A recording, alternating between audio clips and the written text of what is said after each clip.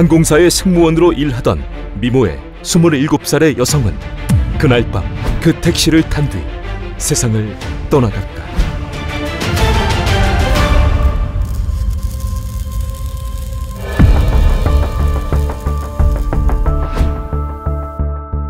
(2005년 3월 16일) 저녁 경기도 성남시 분당구. 오랜만에 만난 20대 여성 몇 명은 술자리를 하며 그간 못다한 이야기를 하고 있는데, 그 중에는 대한항공에서 승무원으로 근무하는 27살의 은지씨가 있었다. 어느새 은지씨의 술자리는 자정을 넘어갔고 취기가 오른 은지씨는 다음 날인 3월 17일 새벽 1시경 자리를 마친 뒤 집에 간다며 택시를 타게 되었는데, 어찌된 일일까 이후 은지씨의 모습은 어디에서도 보이지 않았다.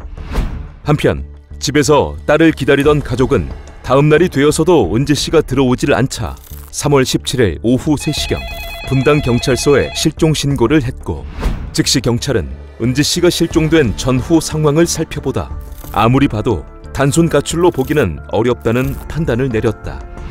그리하여 경찰은 즉시 수사팀을 구성해 은지씨의 신용카드, 통장 거래, 현금 인출기를 통한 입출국 내역 등 그녀의 생활 반응을 살펴보게 되고, 그러다 은지씨가 택시를 탄 지 5시간 뒤인 3월 17일 오전 6시경 성남중원구의 한 현금 인출기에서 은지씨의 신용카드로 100만 원이 인출된 내용을 확인했다. 그리고 이후에도 은지씨의 신용카드에서는 성남과 안산, 죽전 휴게소 등에서 모두 20여 차례에 걸쳐 총 700만 원이 인출된 것을 경찰이 확인했다. 하루아침에 사라진 여성이 여기저기를 다니며 자신의 카드에서 돈을 인출할 가능성이 그리 많지 않았기에 경찰은 누군가 은지씨의 금품을 노리고 저지른 강도 사건으로 판단, 즉시 은지씨의 카드에서 돈이 인출될 때의 화면 확보에 주력했다. 그러다 3월 17일 오후 7시경 안산의 현금 인출기에서 누군가 은지씨의 신용카드로 현금을 인출하는 모습이 찍힌 화면을 확보하게 되는데, 경찰의 예상대로 현금을 인출한 이는 은지씨가 아니라 감색 운동복 차림에 벙거지 모자, 흰색 마스크를 쓴 의문의 남성. 경찰은 남성의 신원을 파악하고자 주변을 탐문하며 여러 방면으로 수사를 이어갔다. 그렇게 경찰이 수사를 이어가던 3월 21일 오전, 은지씨가 실종된 지 4일째 되는 날 한 통의 신고가 접수되었는데, 내용은 성남중원구 국도변에 있는 제설함 속에 20대로 보이는 여성이 숨져 있다는 것이었다. 제설함 속에서 숨져 있던 여인은 다름 아닌 은지씨. 안타깝게도 그녀는 실종 당시 입었던 검정색 가디건과 청바지 차림으로 제설함 속에서 웅크린 채 숨져 있었다. 직후 현장을 살피던 경찰은 이상한 점을 보게 되는데, 은지씨의 옷차림과 목걸이, 팔찌 등은 그대로였던 반면 그녀가 신고 있던 하이힐 한쪽이 어디에도 보이지 않는 것이었다. 즉시 은지씨는 국과수로 옮겨져 부검이 진행되었는데, 부검 결과 그녀는 3월 17일 새벽, 그러니까 택시에 탄 지 얼마 지나지 않아 목이 졸려 숨진 것으로 추정, 허벅지와 무릎에 멍이 들어 있었고 목 부분에 상처가 있었지만 그녀를 상대로 몹쓸 짓을 한 흔적은 발견되지 않았다.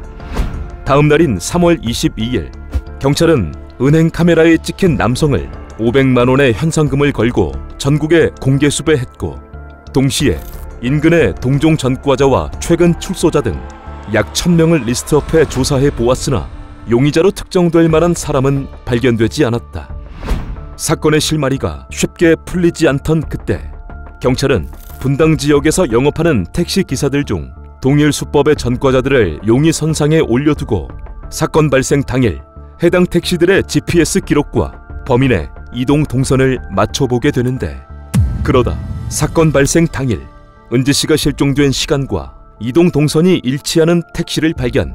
직후 경찰이 택시기사의 신상을 확보하며 사건의 실마리가 풀려갔다. 사건 당일 그 택시를 몰았던 자는 38살의 민병일.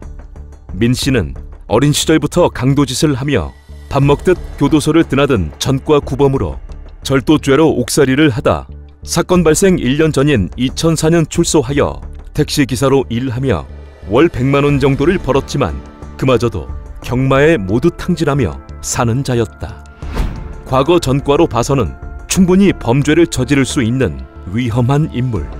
이 외에도 그자는 주민등록상의 거주지와 실제 거주지가 달랐고, 관할 동사무소와 회사에는 자신의 아버지 연락처를 적어두는 등의 수상한 점이 많은 인물이었다.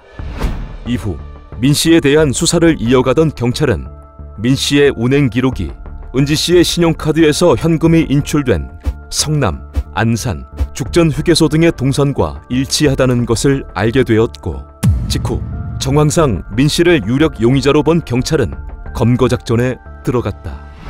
검거를 앞두고 경찰은 만약 민 씨의 거주지를 급습하거나 그자가 정차 중일 때 접근한다면 도주할 우려가 있다고 판단. 그리하여 3월 28일 오후 4시경 서현역 인근에서 운행 중인 민 씨의 택시에 접근해 형사 2명을 승객으로 가장해 타게 했고, 인근의 파출소로 가달라며 민 씨를 유인한 뒤 파출소 앞에서 민 씨를 긴급 체포했다. 그렇게 은지 씨가 실종된 지 12일 만에 용의자인 민 씨가 붙잡혔지만, 그자는 운행 일지 등의 증거가 있음에도 끝내 범행을 부인하며 몇 시간 동안 입을 열지 않았다.